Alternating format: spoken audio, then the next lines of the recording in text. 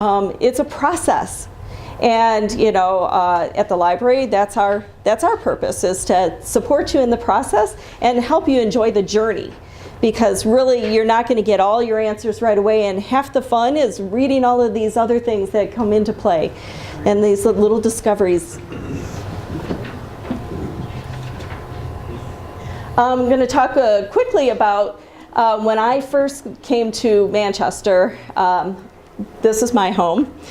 We bought this house, and I was so enamored with owning my first old house, and I wanted to know all about it. I wanted to know what it really is supposed to look like, because it's got vinyl siding on it and it's had everything. It's basically been gutted.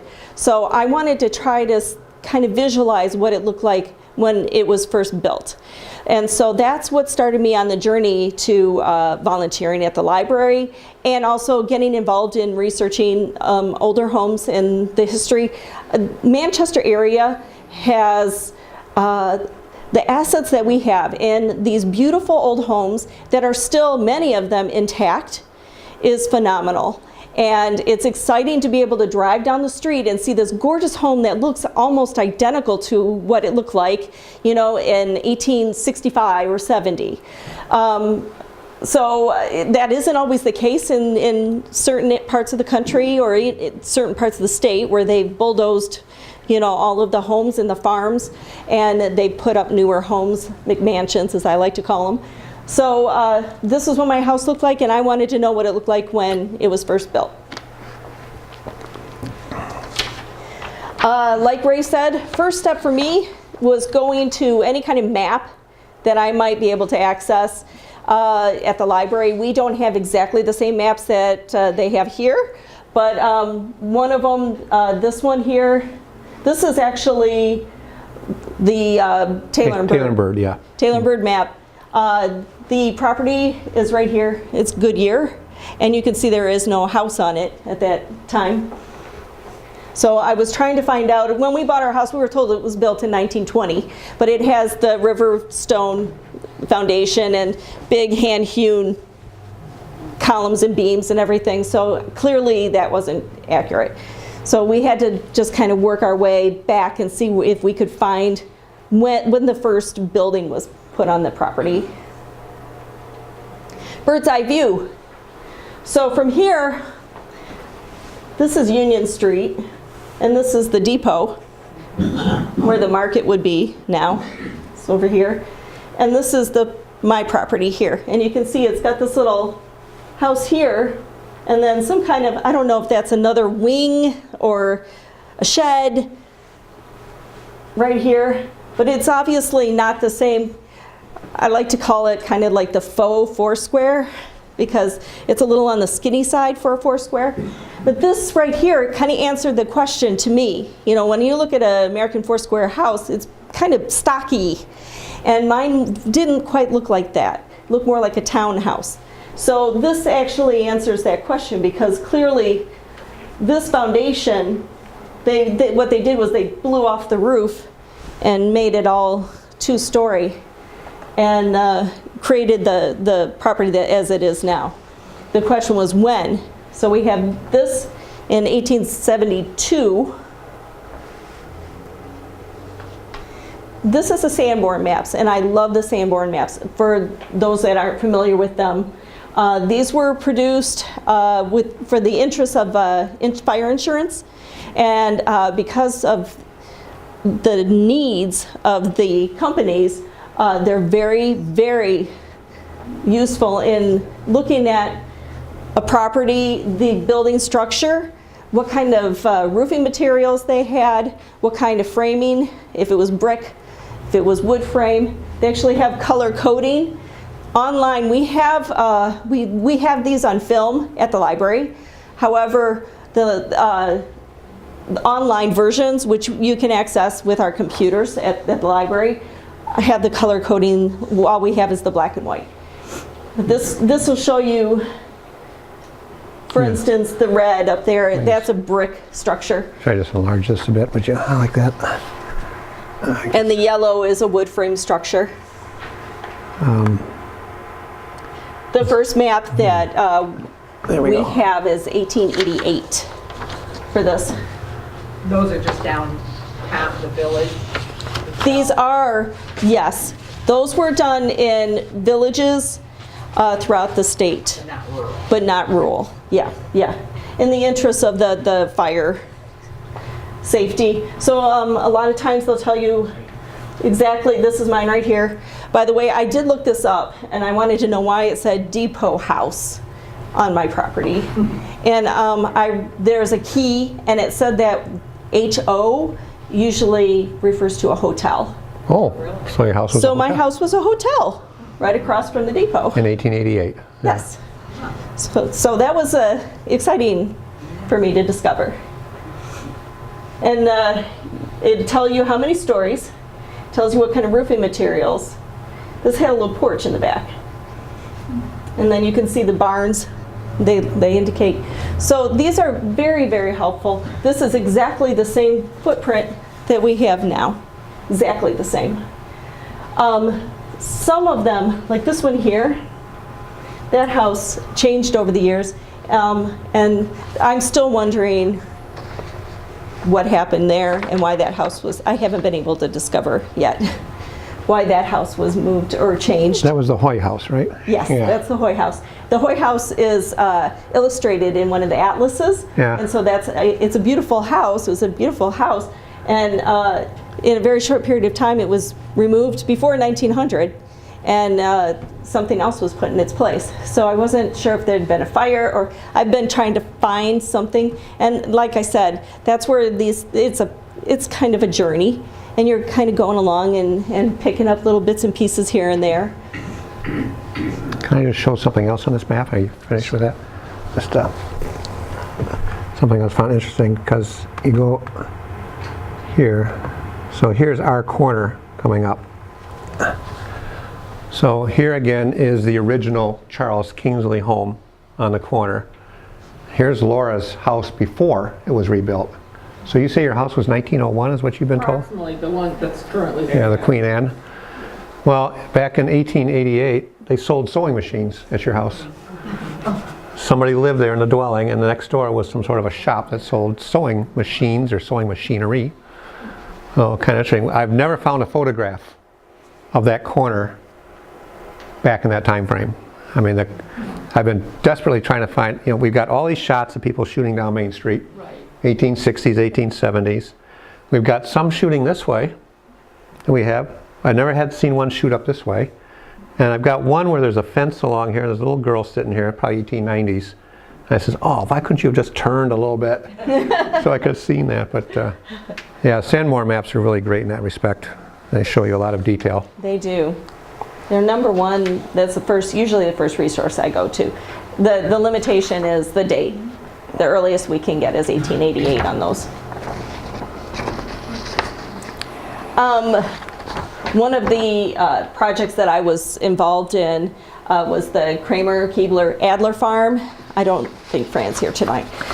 We had a homeowner who was interested in obtaining a historic district for her property. And in the process of doing that, you have to compose a report, submit that to Washtenaw County, and also you go to your community, which is Freedom in this case, and get feedback from the people in the area whether or not they would approve or decline having a historic district. The first thing that we did in researching this property, she did already have, sometimes it's just a matter of dumb luck with property research. You happen to have somebody who's working on research and find something, or in this case, Fran had a neighbor who was a relative of the people that had built that property. So she was able to get some information and pictures and other things directly from a family member. But we still started with the plat map, looked at the plat map, who owned the property before, who owned the property, when was that house, when does that house appear on the map. So again, those plat maps are gold when you don't know when a house was built and you're looking for just that little footprint of a building, and you want to know some ownership information before going and doing deed research.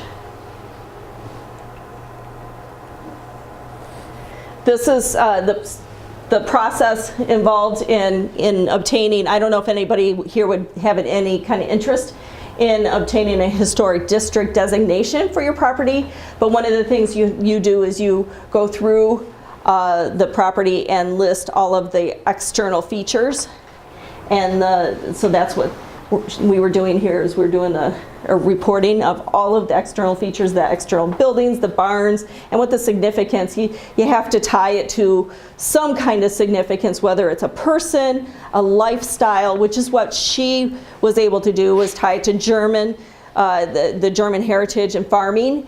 And Laura Sutton's actually, one of her research papers ended up being a source, a resource for the research.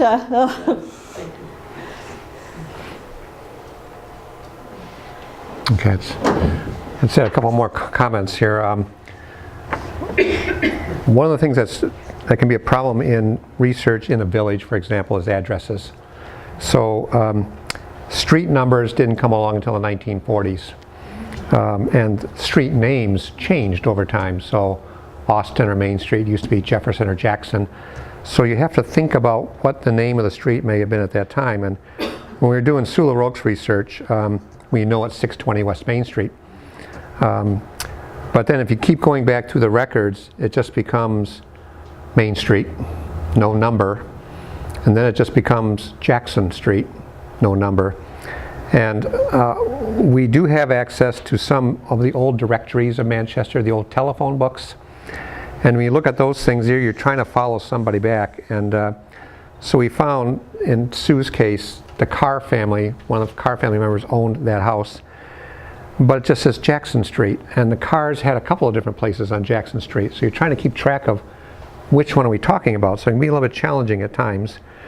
But the other thing too that the library has are the access to these databases like Ancestry, and Seeking Michigan is a tremendous resource to find information.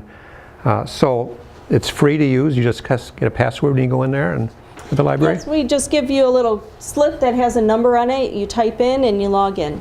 Yeah, so Ancestry, those types of things that typically cost you money to access, you can use for free at the library. And Ancestry and Family Search, which is the LDS Mormon Church, Seeking Michigan, are all really expanding their stuff. And you can find a lot of stuff in there about land ownership, probate records, aerial photographs, those types of things. So that's also something to look at. So what happens when we have a house that's really old? The enterprise started in 1867. So what happens if something's going on before 1867? So here's one key example. This is the Fargo home, very well-known home in Manchester, built by Stephen Fargo and his brother James Harvey Fargo and his wife. And it's been fairly well documented. The bricks came from the Carr Brickworks on the west side of town. It's 1834, 1835. That's when it dates from. The style, it's been modified a bit over the years, lost some of its originality, but this is among one of the three oldest homes existing in the village of Manchester, is this house. Now, by the time the enterprise comes along, the Fargos are long gone, and you really can't go that way. So you start looking for other research sources. And we have found that before the enterprise existed, it was Ann Arbor newspapers.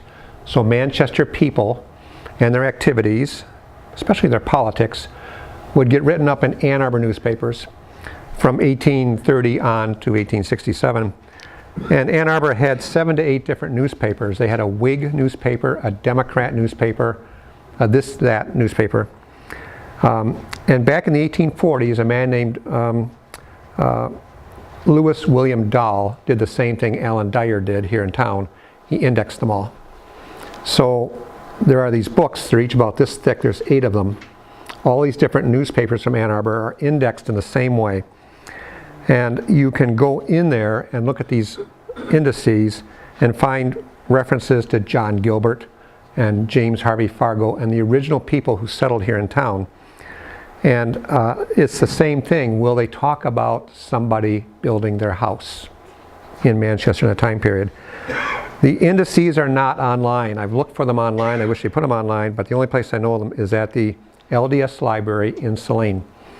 So if you know where the LDS Church is on Woodland Drive, north side of Saline, the Genealogical Society of Washtenaw County and the LDS share the library. You can go in there and use these indices, and you can find references to the very earliest Manchester people like Fargo. And then you've got to go find the Ann Arbor newspapers on microfilm, and that's at the Ann Arbor District Library as far as I know, and Bentley may have them too. But so we find that to go back that time period, you have to go a little bit over to Saline, look for the stuff, but we have found references to Fargo. This is the John Day Keefe home. Still here. Go up Clinton Street north of Main on top of the hill. It's back there. It's a lot smaller. It's more dilapidated looking. But that was John Day Keefe. He was as prominent as the Fargos were in the 1830s, 1840s. And this is what the home looked like back in those days. And again, we've got a lot of information on this particular home, but we can go to the Dahl indices, and it's likely that John Day Keefe is in there quite a bit. And it may be the same kind of thing that our fellow Democrat, John Day Keefe, is building his home in Manchester, which will outshine the home of somebody else who's on the other party. Okay, they're always digging at each other. So John Day Keefe built his house around 1842. He's just up the hill from the Walton home, which is in the corner of Main and Madison. It's got its own historic plaque. And they're competing with Van Doyne, who built the yellow Italianate house that's faded a couple of doors down. They're all competing with each other to build the best homes. That'll be written up in the Ann Arbor newspapers, especially when there's politics involved. And another example, on the Village Green, the Peter and Jennifer Nashif home. So here's a case that's clearly Greek Revival. Looks like the Parks home. Almost identical to the Parks home out in Pleasant Lake Road. So here we have a case where John Gilbert in 1826 buys everything west of what is now 52 as his property, and he starts to divide it and plat it up, and he starts selling parcels. By 1835, he says, I'm done in Manchester, and he sells everything he owns to the Fargo brothers, except, and he lists a bunch of lots. He actually lists out block number, lot number that are not part of the sale, which tells us that he's already sold that property to somebody else who may be doing something with it, and this is one of them. This house was excluded from the 1835 sale. Now, when Peter and Jennifer bought the house, they were told it was built in 1836. But the evidence is that Gilbert sold it before the later part of 1835. So the question becomes, who did he sell it to? Now you're getting into the Washtenaw County deeds, which we'll talk about here in a minute. But this house is circa 1834, 1835. And so our trick now is to find out, by going through the deed records, who did Gilbert sell it to? Talk about that process in a minute. Okay. I love this house. Pleasant Lake Road, Sharon Township. That is the most classic Greek Revival home we have anywhere in this area. It is, if you look at Pleasant Lake Road, kind of like west and east of the Township Hall, that clearly was the earliest pioneer route in that area, because so many homes along Pleasant Lake Road, west and east of Sylvan Road, are 1830s. That's Greek Revival. It's owned by Andrew and Megan DeLue. They run Hands Own Farm out there. So she called me one day and asked about research on this particular home. And I said, well, Greek Revival, clearly. This is 1830s, maybe into the early 1840s. So we started doing some research on it. And it was built by Oliver Kellogg. We found that out. Oliver Kellogg was one of the very first pioneers. He and several other people came from Sharon, Connecticut. So that's how Sharon Township got its name. They're all from Sharon, Connecticut. And Oliver Kellogg is the first township supervisor of Sharon Township. So we did some research, and we find this house in Ann Arbor. Same architect, same time period. I forget his first name, but Wilson, Dr. Wilson, built the home. It's in 1836 is when the home was built. Fenestration, door, columns. This one's not quite as fancy. So we do some research on Kellogg and Wilson. Kellogg is going to Ann Arbor all the time. Find out that Kellogg and Wilson know each other because they're in the same political party and they show up in the same Ann Arbor newspaper. So what can you conclude? Do you think that Oliver Kellogg says, hey, Wilson, you built this nice house. I can do that too. So we've got this house down to around 1836, 1837. We have to go and see, it's going to take some time going through the Doll indices. Is there a reference to Kellogg in the newspaper saying, our fine esteemed colleague, Democrat, Oliver Kellogg is building a fine home out in the country. Bingo, there's the date. That's what we're looking for. But I was just impressed with how these things, closely they are together. So you find these little clues every now and then. The other resource I want to talk about very quickly is Washtenaw County. So clearly, if you need to get down to that level of detail, you've got to look at deeds themselves, which will tell you clearly that this person bought this property from somebody else. In the last year and a half, Washtenaw County has put a tremendous amount of stuff online.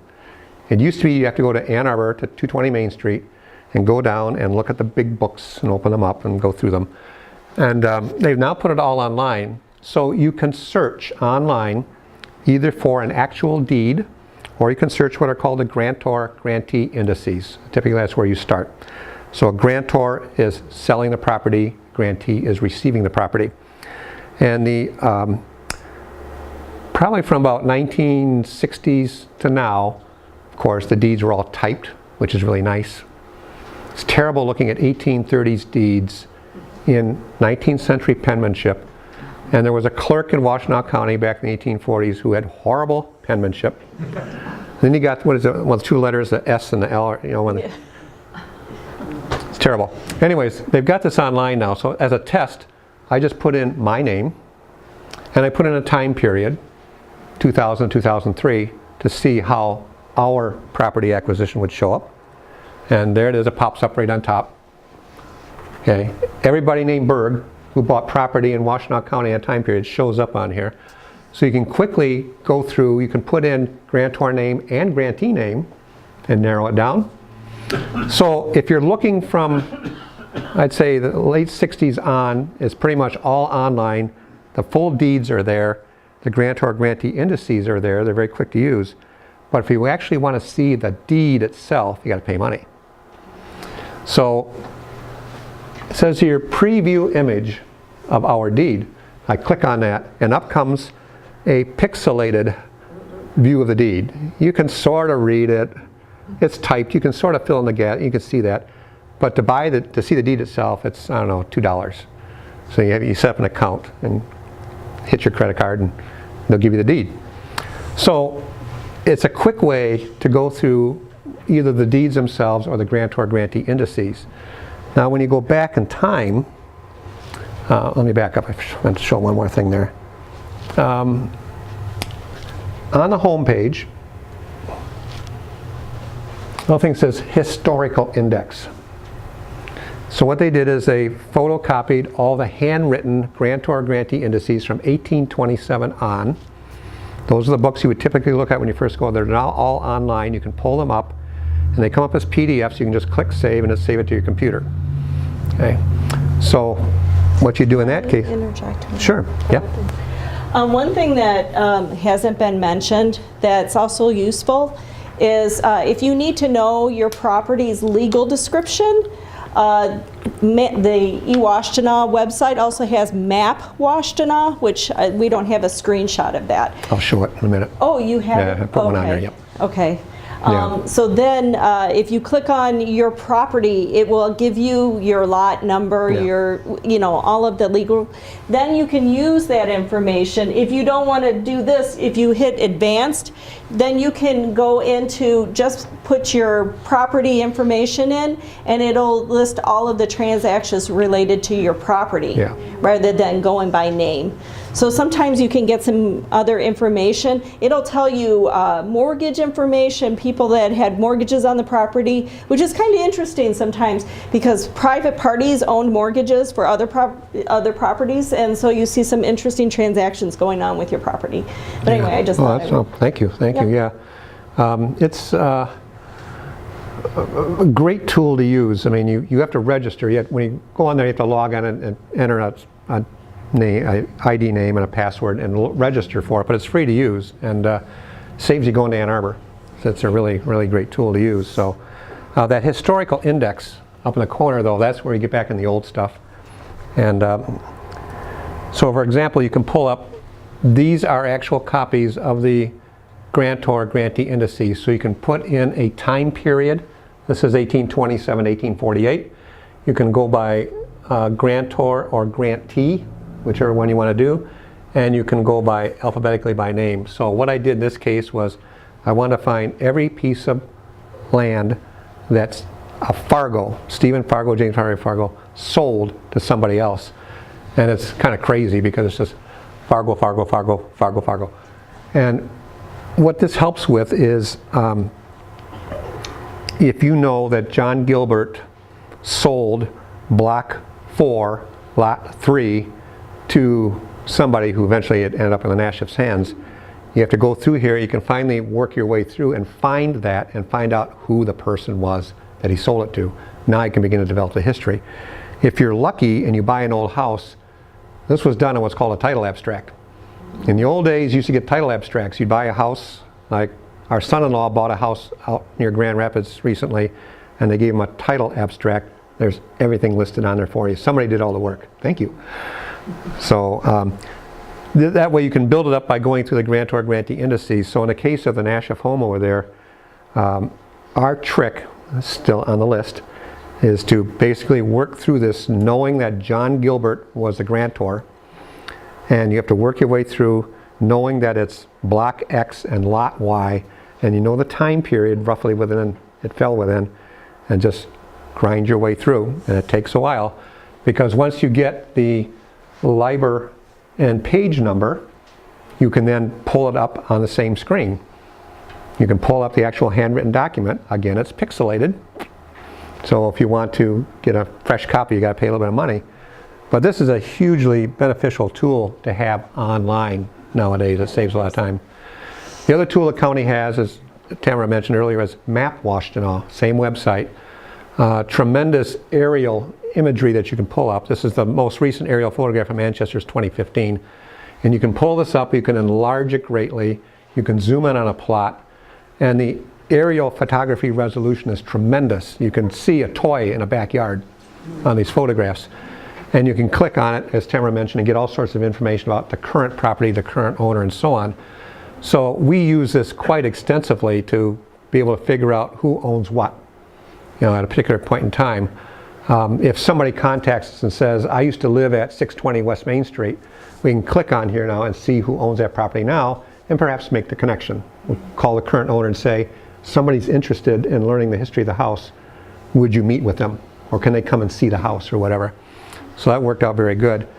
On the same website is historic aerial photographs. So down in the corner of this thing, there's all kinds of tools you can use. I won't go through, but there's a tool down here that changes from the current aerial photograph to an historic photograph. And they've got probably 8 or 9 different years on there. The earliest for Manchester is 1940. So you can pull up a 1940 aerial view of Manchester. Now the resolution is not as good, but you can zoom around. You can see if a house was there or not. You can kind of look at the shape of things.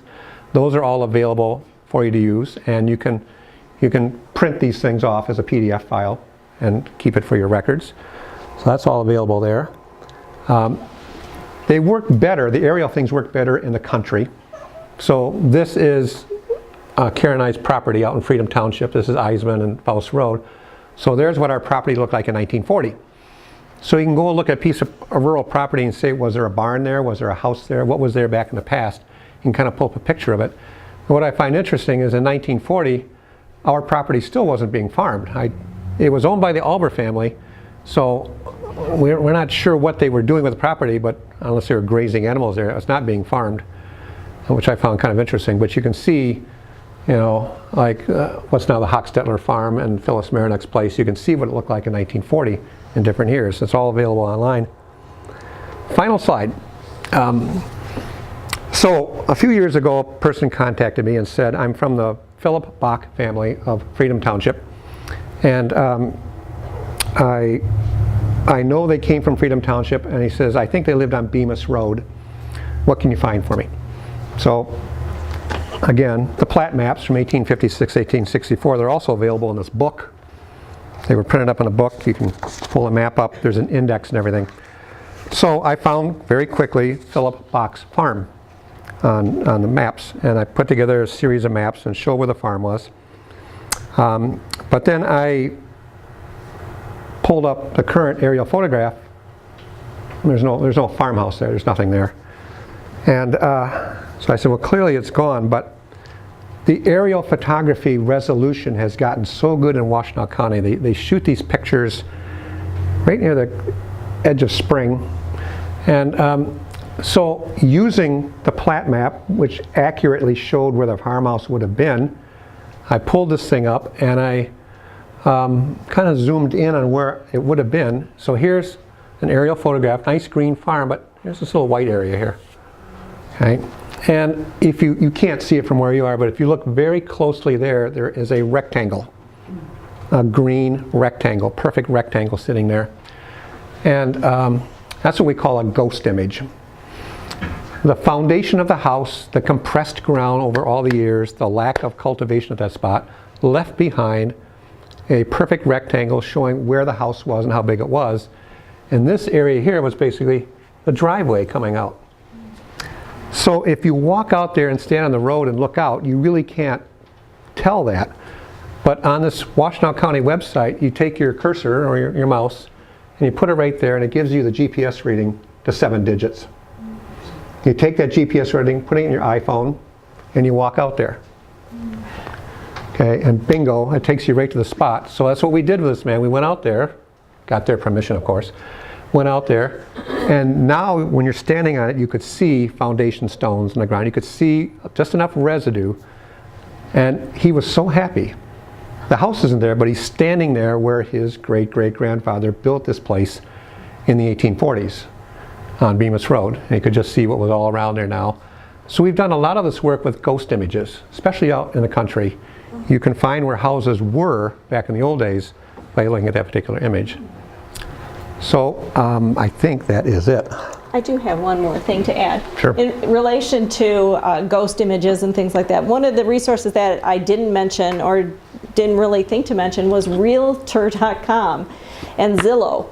As it turns out, there was an individual who came and they were interested in information about the cement factory.